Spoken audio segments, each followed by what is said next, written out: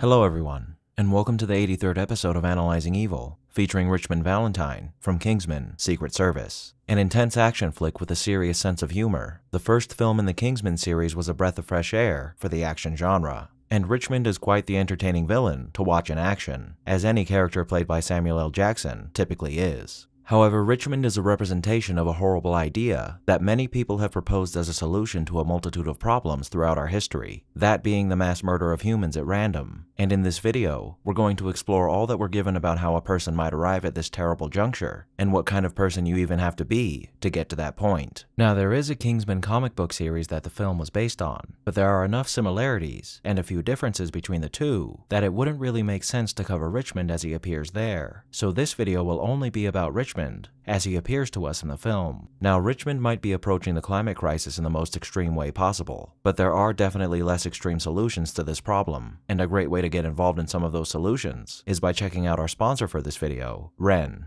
Ren is a public benefit company with a mission to unlock the collective action of individuals against the climate crisis. It's no secret that there are much larger entities contributing to this crisis, but that doesn't mean we can't do our part as well. And Ren helps you to do this by evaluating the impact you're having on the environment with their carbon footprint calculator. By answering a few simple questions about your lifestyle, Ren gives you the tools you need to get involved in saving the planet by helping you reduce your carbon footprint and by pointing you towards projects that you might enjoy getting involved in, like tree planting, mineral weathering, and rainforest production. One of my personal favorite projects you can get involved in is the Clean Air Task Force, a policy group that's dedicated to stopping the harm that the aforementioned large entities are inflicting upon our planet by influencing politicians and promoting key climate solutions. Right now, you can get involved in this project and others like it by heading over to www.ren.co or by clicking the link down below. And as an added bonus, Ren will plant 10 extra trees for the first 100 people who sign up by using my link. So start helping myself and others make an impact on the important issues facing our planet by clicking the link in the description and calculating your carbon footprint today. Thank you, Ren, for sponsoring this video. Now, without further ado, let's begin.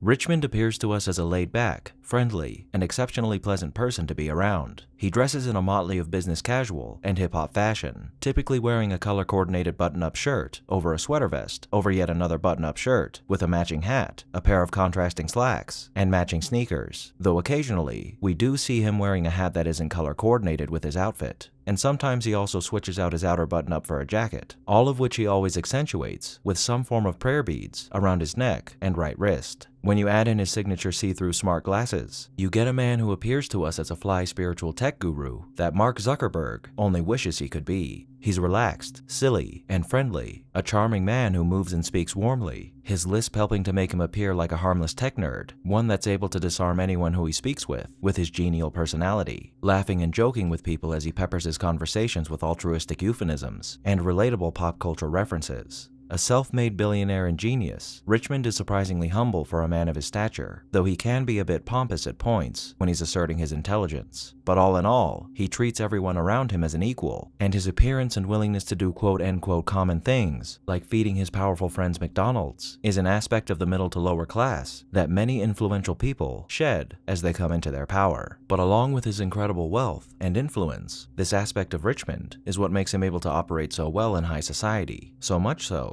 that he's connected to most of, if not all of the most powerful people on the planet. By all accounts, Richmond on a surface level is perhaps the most admirable billionaire on planet Earth, and for a time he played that role well by donating most of his wealth to charity or dedicating it to fighting climate change. However, the noble trajectory that Richmond had placed himself on was at some point shot down by his continuous dissatisfaction with the results he was getting for his efforts, and even more so in the politicians that claimed to be serving the people and working towards bettering the world. Politicians who could care less about anything as long as a steady supply of money flowed into their bank accounts, and he began to believe that the one problem he was concerned with the most, climate change, couldn't be solved by throwing any amount of money at it, or by the graces of any one well-to-do politician. Unfortunately, in developing this viewpoint, Richmond came to the conclusion that the largest contributor to climate change wasn't the advent of advanced fossil fuel-based technology and the way we're using it, but the amount of people on the planet using those technologies and consuming all the resources necessary to sustain modern human life, likening humanity to a virus infecting Mother Earth. And just as the human body raises its temperature to fight a virus, the Earth is doing the exact same thing, and sooner or later, it will rid itself of that virus, one way or another, and fearing this to be a certainty, as I mentioned in the introduction of this video, Richmond came to the sad conclusion that many doomsayers reach when faced with an insurmountable problem: randomized genocide. Being one of the world's most powerful men, this idea must have seemed like an easily obtainable goal rather than a far-fetched fantasy, and unfortunately, it very much was. However, Richmond isn't exactly a homicidal maniac. In fact, he seems to be quite the opposite, a pacifist with a severe distaste for violence, who is only undertaking this abhorrent endeavor for the perceived greater good. Other less compassionate individuals might have killed off scores of people through sheer brutality, as some notable dictators and despots have done in our past. But Richmond seems to have wanted to go about completing his mission in the most humane and guilt-free way he could think of, which complicated matters much further than a plan to shoot every other man, woman, and child would have. Now, to accomplish this still incredibly horrifying goal, Richmond began researching ways to hack into the human brain in order to have people become extremely violent and kill one another, a solution he believed to be the only way to make it so he wasn't responsible for these murders. Now, it's unknown if it was the beginning of these tests, but the earliest known case of these primal rampages occurring was in Uganda in 2012 at a guerrilla army base, and investigators found synthetic cathinones in their water supply.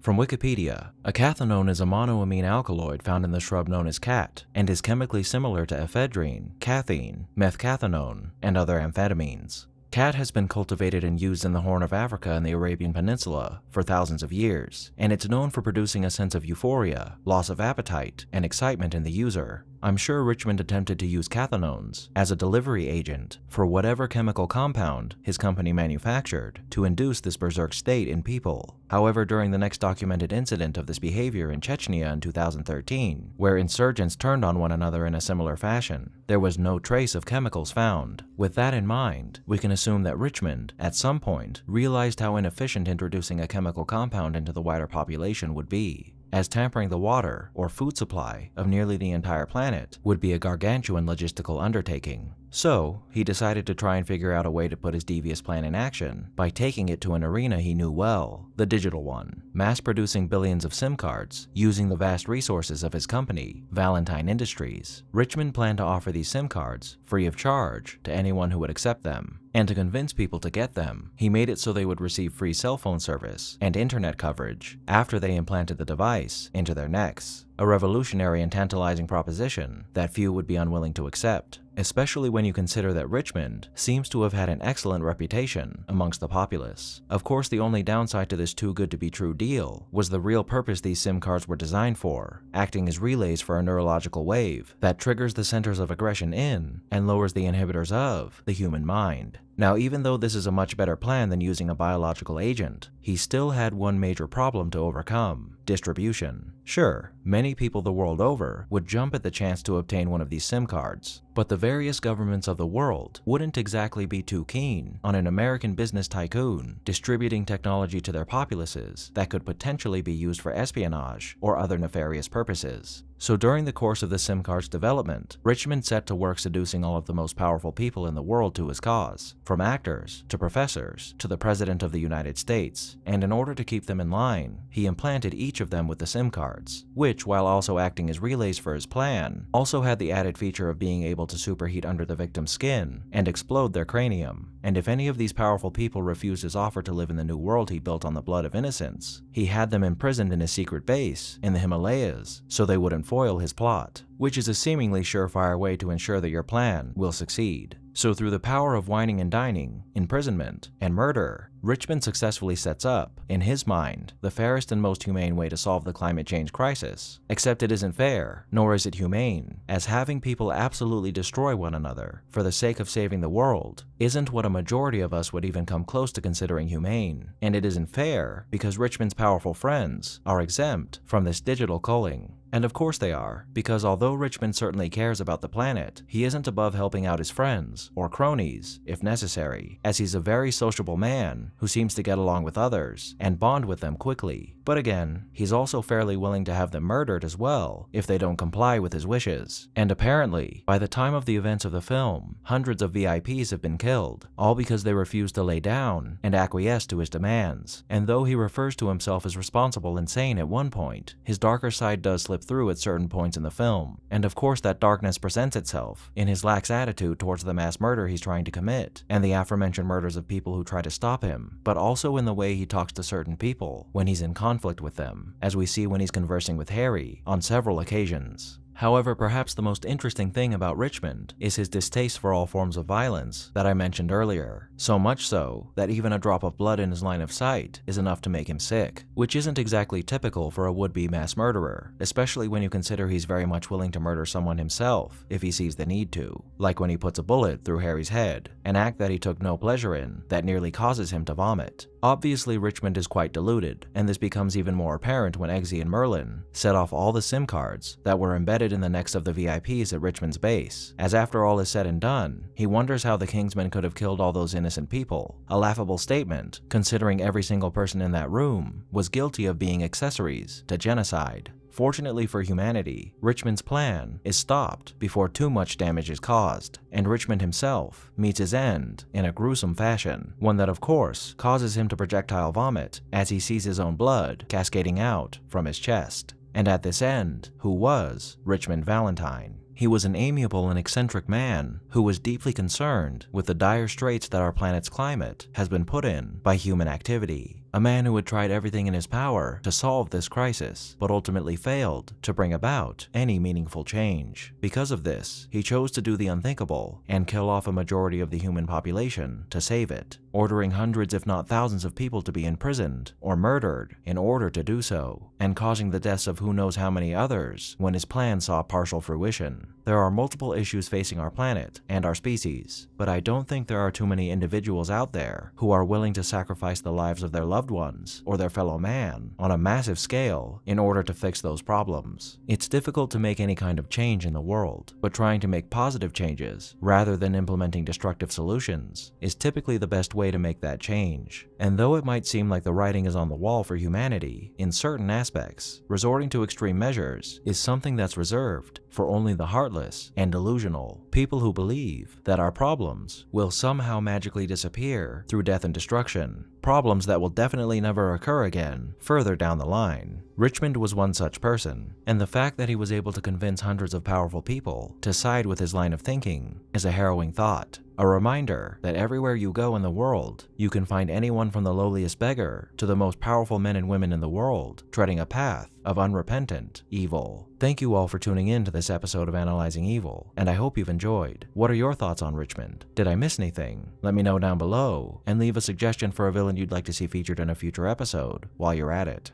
If you liked this video, hit that thumbs up button, and make sure to subscribe if you haven't already. A big thank you to all of my subscribers, and to my patrons, and a most vile thank you to those whose names you're seeing on screen now.